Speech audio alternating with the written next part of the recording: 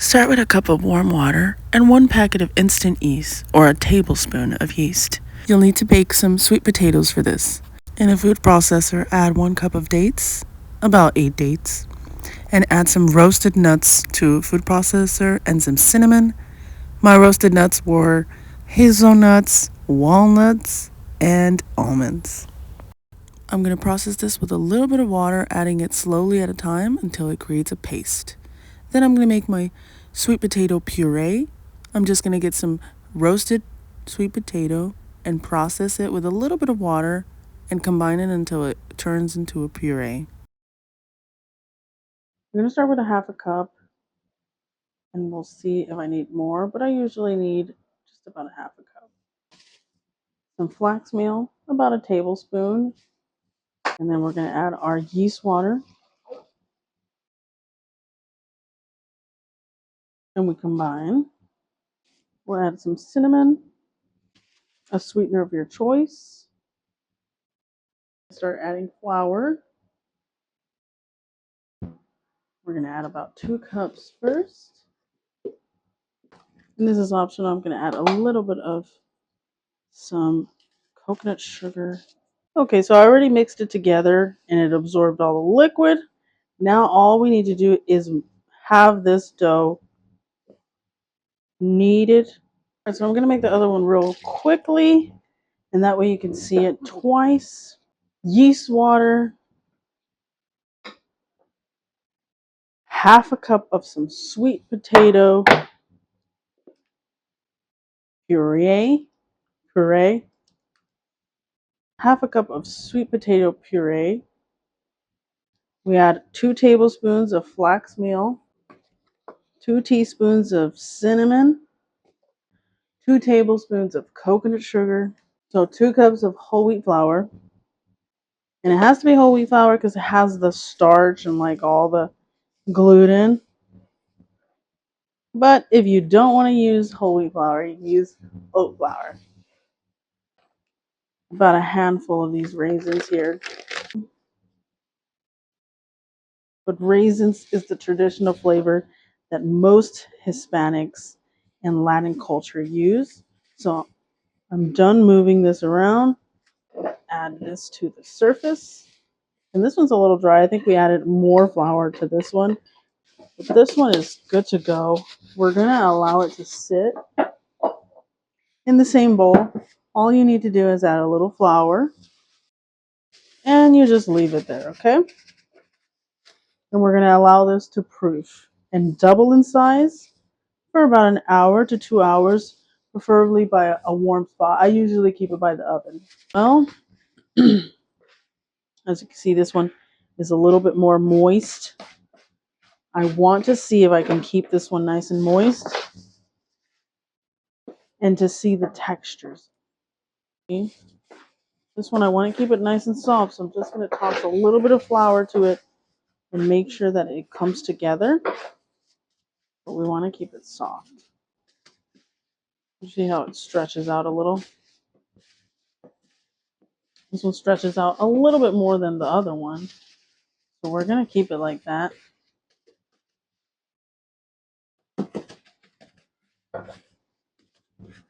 All right. So this one too, we'll put it on a bowl and allow it to double in size with some flour. A lot of people like to use oil on top around here. All you need to do is just use a little flour and add that good girl to the bowl. A little flour at the top. And there you have it, friends. We are going to allow these doughs to proof, preferably by the oven in a warm spot so they can double in size. If you want this to proof good enough, we could allow it to proof for about 2 hours. Putting it by the oven or on top of the stovetops is a perfect idea because it's the perfect temperature area for these guys to proof right away. Just be careful not to keep it too close to the oven because it might just start cooking. And I've done that before, so that's what I'm saying. Yeah. So I'm just going to have it here and allow it to double in size. if I can, I'll put a towel right on top of it.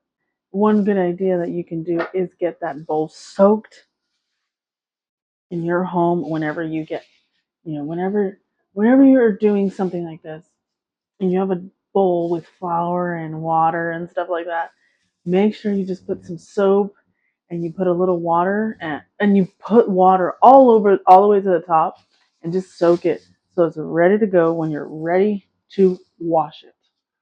Because right now I don't have time to wash it. So I'm just going to wash it after I get these breads into the oven.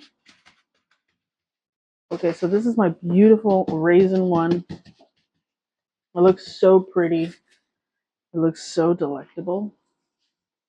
We're just going to flatten out our dough.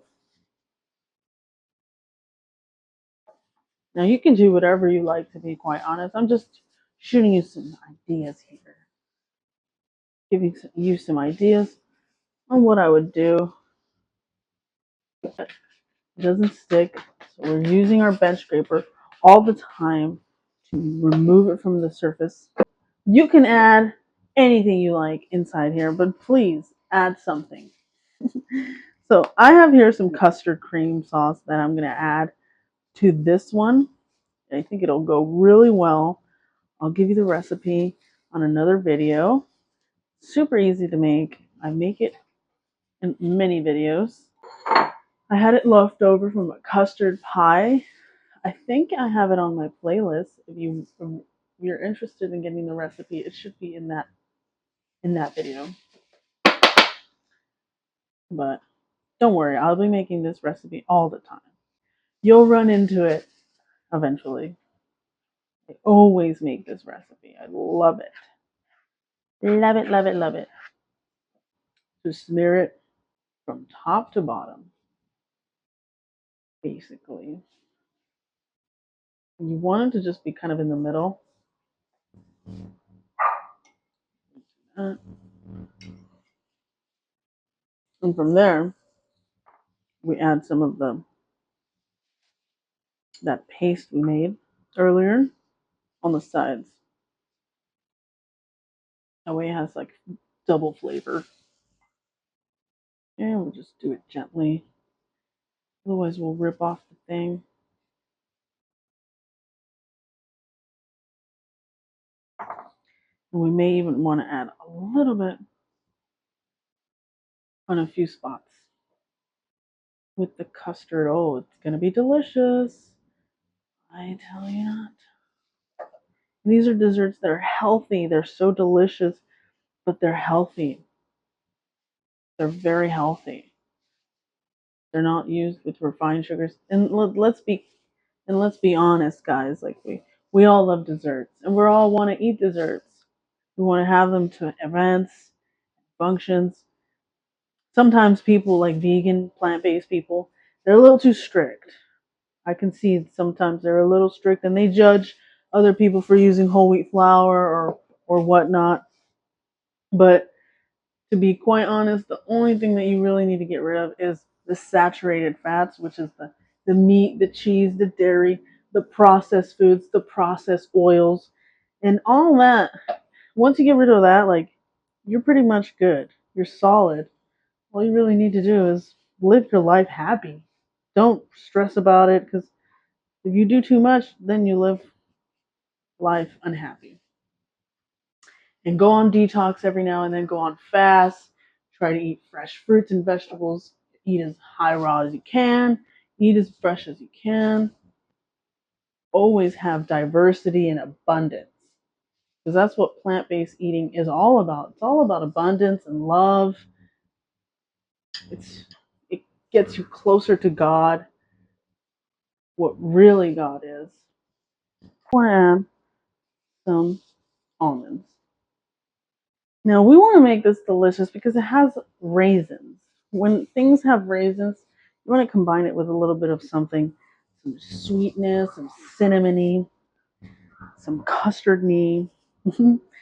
So what we're going to do is we're going to roll this up.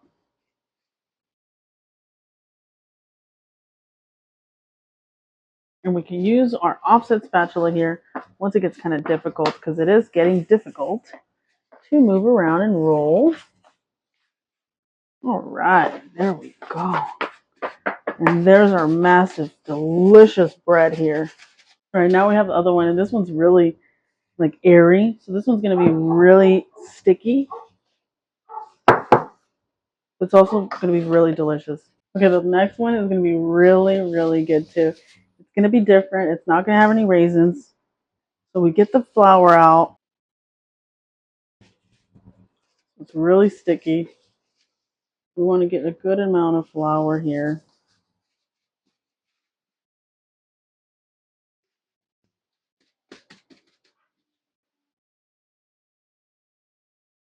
I think they're both going to fit because it's very airy. So I want to flatten it out just a little. And I'm going to add some chocolate chips. These are mini chocolate chips. I'm going to add about 2 tablespoons worth of it. And I'm just going to flatten it out in there. Oh, crap. And now I'm just going to roll it and knead it together.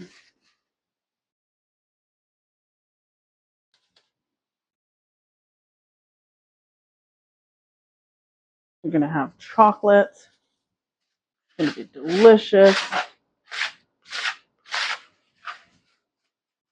Okay. All right.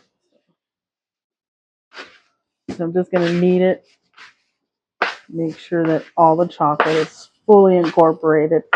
And also the flour, I need it to make this a little bit more stable. What we're going to do here is we stretch out our dough. Okay. And now we add our paste. A good amount of paste on this one. The raisin one would have went really well with this, but I didn't want to add so much custard to this one. I just think it'll be too sweet because we added the chocolate chips. This is going to add a different contrast. So, but you could do any type of style and flavor. You can probably do this without anything. But if you want to get a little fancy, do this.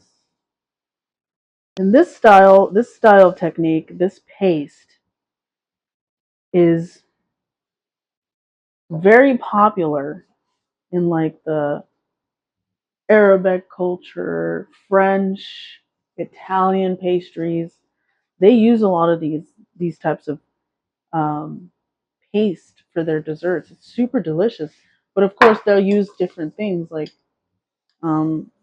butter or like a lot of sugar. So I'm just making it healthier by adding dates. All right. Just fold it into like a little round burrito thing. Cool. And we do some scraping. Never forget to scrape. What I want to do is just put a little bit of syrup, not that much, just a little syrup of some sort. And this is agave. All I want to do is add some almonds. All the popular chefs and pastry chefs always add almonds. Look at these gorgeous breads. This one's the raisin. Looks beautiful. Chocolate. Oh wow, look at this. So good. Look at that chocolate one. It looks so delicious.